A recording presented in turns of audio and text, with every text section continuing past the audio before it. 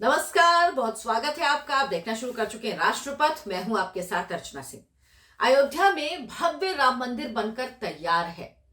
22 जनवरी को रामलला के विग्रह की प्राण प्रतिष्ठा होगी। भव्य कार्यक्रम का आयोजन किया गया है। पूरे देश के मंदिरों में कार्यक्रमों का आयोजन किया गया है। अभी से आपको पूरा देश राममय नजर आ रहा होगा।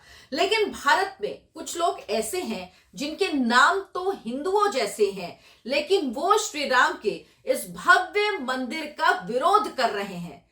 ये पहले से भी विरोध चला आ रहा है, लेकिन अब जब ये भव्य मंदिर बनकर तैयार है, निमंत्रण दिए जा रहे हैं, तो कुछ लोग, कुछ पार्टियां, कुछ दल ऐसे हैं जो हिंदू विरोधी हैं और वो इस निमंत्रण को अस्वीकार कर रहे हैं। इस निमंत्रण को अस्वीकार करने के पीछे का बड़ा कारण क्या है, जो अभी तक आपको किसी ने नहीं बताया, वो मैं आपको आज इस वीडियो में बताऊंगी। कांग्रेस ने तो आधिकारिक रूप से कह दिया कि उनके नेता राम मंदिर के उद्घाटन में नहीं जाएंगे। आखिर इसके पीछे की वजह क्या है? कांग्रेस ने हालांकि जो पत्र जारी किया उसमें कहा, भगवान राम की पूजा अर्चना करोड़ों भारतीय करते हैं। धर्म मनुष्य का व्यक्तिगत विषय होता है, लेकिन भाजपा और आरएसएस ने वर्षों से अयोध्या में राम मंदिर को एक राजनीतिक परियोजना बना दिया है। स्पष्ट है, एक अर्धनिर्मित मंदिर का उद्घाटन केवल चुनावी लाभ उठाने के लिए किया जा रहा है। 2019 के माननीय सर्वोच्च न्यायालय के निर्णय को स्वीकार करते हुए, लोगों की आस्था का सम्मान करते हुए मल्लिकार्जुन खड़गे, सोनिया गांधी यानी कांग्रेस पार्टी के नेता भाजपा और आरएसएस के इस आयोजन के निमंत्रण को ससम्मान अस्वीकार करते हैं। अब आप सोचिए, देश की सबसे पुरानी पार्टी, दूसरा सबसे बड़ा दल इस आयोजन में जाने से इनकार कर रहा है। कह रहे हैं कि उनके नेता शामिल नहीं होंगे। कांग्रेस के इस निमंत्रण को अस्वीकार करने के कई विश्लेषक अलग अलग तरह से व्याख्या कर रहे हैं, आपको कारण बता रहे हैं। लेकिन क्या इनके पीछे सिर्फ वही वजह है जो आपको बताई जा रही है? कांग्रेस पार्टी का राम विरोध, हिंदू विरोध बहुत पुराना है। बहुत सारे वीडियो में बना के आपको इसके बारे में बता चुकी हूं कि कांग्रेस के राज में ऐसा क्या क्या किया गया जो हिंदू विरोधी था। वो नेहरू के समय से शुरू हुआ और वो चलता रहा मनमोहन सिंह की सरकार तक, जब यूपीए की गवर्नमेंट थी केंद्र में, तब तक। लेकिन क्या सिर्फ यही वजह है या इसके पीछे कोई और वजह भी है जो अभी तक आपको किसी ने नहीं बताई? तो आज मैं आपको वो वजह बताऊंगी। ये वजह आपको जानना बहुत जरूरी है ताकि आप राम विरोधियों के जाल में ना फंस जाएं। इनका जो एजेंडा है, जो नैरेटिव ये सेट कर रहे हैं, उसमें कहीं भूल से भी आप फंस ना जाएं। इसीलिए ये कारण जानना आपको बहुत जरूरी है। इनके नाम हिंदुओं जैसे हैं, लेकिन इनके काम हिंदू विरोधी हैं। और आखिर वो क्यों हैं? ऐसी क्या साजिश है? अगर कोई दूसरे धर्म का व्यक्ति, कोई मुस्लिम व्यक्ति अगर भगवान श्री राम का विरोध करता है, बात समझ में आती है, क्योंकि उनके धर्म में मूर्ति पूजा का विरोध किया जाता है। हालांकि उसके बावजूद भी किसी को अधिकार नहीं कि किसी दूसरे धर्म की आस्था का वो विरोध करें। आप अपनी आस्था को मानिए, हम अपनी आस्था को मानते हैं। हम आपसे कुछ नहीं कहते, आप हमसे कुछ नहीं कहिए। लेकिन ऐसा होता नहीं है। लेकिन जब हिंदू नाम रखने वाले लोग श्री राम के भव्य मंदिर निर्माण का विरोध करते हैं, तो हम सब असहज हो जाते हैं। हमें लगता है कि आखिर माजरा क्या है, हम इनको आखिर क्या कहें। तो आज मैं इन हिंदू नाम रखने वाले हिंदू सनातन विरोधियों की पोल खोलने जा रही हूं। वो सच आपको बताने जा रही हूं जो सच आप इससे पहले जानते तो होंगे, लेकिन आपने इस तरह से इस पर गौर नहीं किया होगा। आपको सबसे पहले हिंदू नाम रखने वाले कुछ नेताओं का परिचय करा देती हूं। उस परिचय से आपको बहुत कुछ समझ में आ जाएगा। सोनिया गांधी, जो कांग्रेस पार्टी की सर्वे सर्वा है, कैथोलिक ईसाई हैं। राहुल गांधी, जो कांग्रेस पार्टी के सबसे बड़े नेता हैं, उनके दादा पारसी, मां ईसाई। प्रियंका गांधी वाड्रा, जो सोनिया गांधी की बेटी हैं और अब तो कांग्रेस में सक्रिय तौर पर नजर भी आने लगी हैं। दादा पारसी, जाहिर सी बात, मां ईसाई, और पति रॉबर्ट वाड्रा भी ईसाई। मल्लिकार्जुन खड़गे, कांग्रेस पार्टी के अध्यक्ष, वो बौद्ध धर्म को मानते हैं।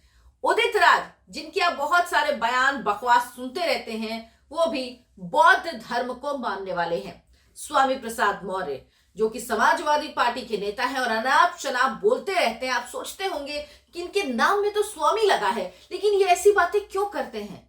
क्योंकि वो बौद्ध धर्म को मानने वाले हैं, और वो बौद्ध धर्म नहीं जो भगवान बुद्ध का था, वो बौद्ध धर्म जो अंबेडकर ने दिया, जिसमें उन्होंने मूर्ति पूजा मना की, जिसमें उन्होंने कहा ब्रह्मा विष्णु महेश को नहीं मानना है, जो 14 उन्होंने सिद्धांत दिए, उनके बौद्ध धर्म को मानने वाले ये लोग हैं। भगवान बुद्ध के बौद्ध धर्म को मानने वाले नहीं हैं। इसीलिए ये हिंदू विरोधी बातें करते हैं।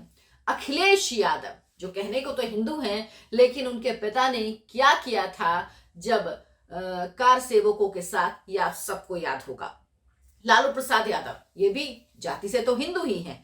अब इन सबके चेहरों को पहचानने के लिए हमें इनकी राजनीति और इनके हिंदू विरोध की वजहों को भी समझना होगा। सबसे पहले बात करते हैं हम सोनिया गांधी की। सोनिया गांधी के सरनेम में गांधी है, जो महात्मा गांधी के सरनेम से लिया गया। सोनिया गांधी के पति राजीव गांधी पारसी पिता फिरोज गांधी के पुत्र थे, और खुद सोनिया गांधी एक कैथोलिक ईसाई हैं। इसीलिए वो भी हिंदू धर्म के किसी कार्यक्रम में शामिल होने से तब तक कतराती हैं, तब तक नहीं जाती जब तक इसका फायदा उन्हें चुनावों में ना हो। अगर वोट मिल रहे हो तो ये लोग कुछ भी कर लेंगे, लेकिन दूसरी तरफ इनको ध्यान रखना होता है तुष्टीकरण का, क्योंकि ये लोग हमेशा से आपने देखा होगा इफ्तार पार्टियों का तो आयोजन करते रहे, लेकिन कभी इन्होंने नवरात्रि में कभी इन्होंने कोई आयोजन किया? नहीं किया।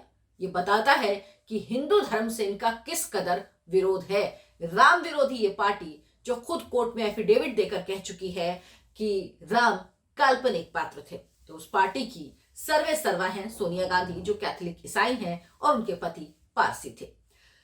अब इनके पुत्र राहुल गांधी जो खुद को जनेऊधारी ब्राह्मण कहते हैं, जो आपने सुना होगा कुछ दिन पहले दावा कर रहे थे कि मैंने वेद पुराण पढ़े हैं। हालांकि उनके ज्ञान से समझ में आता है कि 2 अक्षर भी उन्होंने नहीं पढ़ा। इनफैक्ट उनको जो लोग बताते हैं, ब्रीफ करते हैं, वो भी ठीक से ब्रीफ नहीं कर पाते हैं। जनेऊधारी ब्राह्मण को तो कहते हैं इनके पिता राजीव गांधी, जाहिर सी बात है पारसी, और मां कैथोलिक ईसाई। अब अगर इनका हिंदू धर्म से कोई भी दूर दूर तक नाता है राहुल गांधी का, तो वो सिर्फ इतना कि उनकी दादी इंदिरा गांधी जो हिंदू थी, लेकिन इंदिरा गांधी ने खुद एक पारसी व्यक्ति फिरोज गांधी से शादी की थी। प्रियंका गांधी वाड्रा, उनके भी पिता राजीव गांधी पारसी पिता के पुत्र हैं। मां सोनिया गांधी कैथोलिक ईसाई, पति रॉबर्ट वाड्रा भी ईसाई। तो भले ही प्रियंका गांधी चुनावों में मंदिर मंदिर जाती आपको नजर आती हूं, त्रिपुंड लगा के नजर आती हूं, हिंदू होने का दावा करती हूं, हिंदू देवताओं में आस्था की बात सिर्फ चुनाव के दौरान, इसके अलावा कभी नहीं, लेकिन दरअसल वो भी हिंदू नहीं है। और यही वजह है इस परिवार के हिंदू सनातन विरोध की और राम विरोध की। हिंदू विरोध के साथ राम विरोध भी ये लोग करते हैं और हमेशा से करते आए हैं। ये इस पार्टी के मूल में है। प्रियंका गांधी वाड्रा की बात हमने की। अब ऐसे परिवार का भगवान श्री राम और हिंदू धर्म से कितना लगाव होगा, इसका अंदाजा आप खुद ही लगा सकते हैं। कांग्रेस पार्टी के हाई कमान तो यही है, गांधी परिवार ही कांग्रेस पार्टी का हाई कमान है, सर्वे सर्वा है। इसीलिए जो ये परिवार कहेगा, जो गांधी परिवार कहेगा, वो ही कांग्रेस पार्टी को करना होगा। अगर ईसाई पारसी परिवार से आने वाला गांधी परिवार श्री राम के मंदिर के भव्य उद्घाटन में जाने से इनकार कर रहा है, तो इसकी असली वजह अब आपको समझ में आ गई होगी। अब बात करते हैं कांग्रेस के अध्यक्ष मल्लिकार्जुन खड़गे की। मल्लिकार्जुन खड़गे ने अपने एक भाषण में कहा था कि अगर मोदी चुनाव जीत जाते हैं तो भारत में सनातन धर्म का ही राज हो जाएगा। सनातन धर्म से उनका विरोध काफी साफ है, मुखर है, बोल दिया था उन्होंने। जब डीएमके नेता उदयनिधि स्टालिन ने सनातन धर्म की तुलना मलेरिया, डेंगू से की थी, तो और सनातन धर्म को मिटाने की बात कही, तो इन्हीं के पुत्र प्रियंका खड़गे जो खुद एक बौद्ध हैं, उन्होंने तो उदयनिधि स्टालिन से 4 कदम आगे जाकर हिंदू धर्म के खिलाफ बातें कही थी। ऐसा बयान दिया था जिसको सुनकर किसी भी हिंदू को गुस्सा आ जाए, खून खौल उठे। लेकिन अब जाहिर सी बात है, तो आप समझ जाइए मल्लिकार्जुन खड़गे कैसे जा सकते हैं। वैसे भी गांधी परिवार जो कहेगा वही कांग्रेस के नेता करेंगे, फिर चाहे वो अधीर रंजन चौधरी ही क्यों ना हो, क्योंकि उनको भी निमंत्रण दिया गया है। लेकिन जाहिर सी बात है वो जा नहीं सकते, क्योंकि कांग्रेस पार्टी के जो सर्वे सर्वा हैं वो ये आज्ञा नहीं देंगे। अब अखिलेश यादव जो समाजवादी पार्टी के अध्यक्ष हैं, उन्होंने तो राम मंदिर का निमंत्रण लेने से ही इनकार कर दिया। विश्व हिंदू परिषद के कार्यकारी अध्यक्ष आलोक कुमार खुद उनको निमंत्रण देने गए तो उन्होंने कह दिया कि हम जिनको जानते नहीं उनसे निमंत्रण लेते नहीं, उनको निमंत्रण देते नहीं। बताइए, राम मंदिर का निमंत्रण देने अगर कोई आएगा तो हम उसकी जान पहचान पूछेंगे? मेरे घर में भी अक्षत और राम मंदिर का जो फोटो है वो देके गए तो हमने पूछा क्या उनसे कि आप जानते हैं नहीं पहचानते, हमारे घर में क्यों ये वहां का अक्षत, अयोध्या का राम मंदिर का अक्षत आप लाके पूजा हुआ अक्षत आप दे रहे हैं, हम नहीं लेंगे। ये तो राम में आस्था रखने वाला कोई व्यक्ति नहीं कहेगा, ये वही व्यक्ति कहेगा जिसको राम में आस्था नहीं होगी। और अखिलेश यादव उन पिता मुलायम सिंह यादव के पुत्र हैं जिन्होंने कार सेवकों पर गोली चलवाई थी। मेरे हिसाब से तो अखिलेश यादव को यह निमंत्रण जाना ही नहीं चाहिए था। आखिर अखिलेश यादव वहां पर अगर जाते तो किस मुंह से जो परिवार कार सेवकों के परिवारजन वहां पर बैठे होंगे वो क्या सोचते, उनके दिल पर क्या बीतती कि ये उस व्यक्ति का बेटा है, उस पार्टी का अध्यक्ष है जिसके मुखिया ने एक समय पे कार सेवकों पर गोलियां चलाई थी और जान चली गई थी कार सेवकों की। तो अब आप ऐसे रामद्रोहियों से कैसे उम्मीद कर सकते हैं कि वो अयोध्या के भव्य राम मंदिर में भगवान राम के दर्शन करने के लिए जाएंगे? वो बिल्कुल नहीं जाएंगे। आखिर में बात राष्ट्रीय जनता दल के संस्थापक लालू प्रसाद यादव की, जो कहने को तो बीमार हैं और इस वजह से जेल से बाहर हैं, लेकिन बाकी सब काम वो ठीक से कर रहे हैं। तो मंदिर आंदोलन के दौरान लालू कृष्ण आडवाणी जब रथ यात्रा निकाल रहे थे तो उनका रथ इन्हीं लालू प्रसाद यादव ने रोका था। उसकी वजह साफ थी उनकी जातिवादी राजनीति और मुस्लिम तुष्टीकरण, ताकि ये कायम रहे और उनकी सत्ता बची रहे। मुलायम सिंह यादव हो या लालू प्रसाद यादव, इन्होंने तुष्टीकरण और जातिवाद की राजनीति की है। इसी वजह से ये हमेशा राम का विरोध करते रहे हैं और हिंदुओं में भेद डालने की हमेशा से कोशिश करते रहे हैं। तो ऐसे में लालू यादव के पुत्र तेजस्वी यादव अगर ये कहते हैं कि मंदिर बनने से क्या रोजी रोटी मिल जाएगी, तो आप समझ सकते हैं वो ऐसे बयान क्यों दे रहे हैं। हालांकि वो ये नहीं बताते कि क्या मस्जिदों में रोजी रोटी मिलती है, ये वो नहीं बोल पाएंगे, ये बोलने की उनकी हिम्मत नहीं होगी।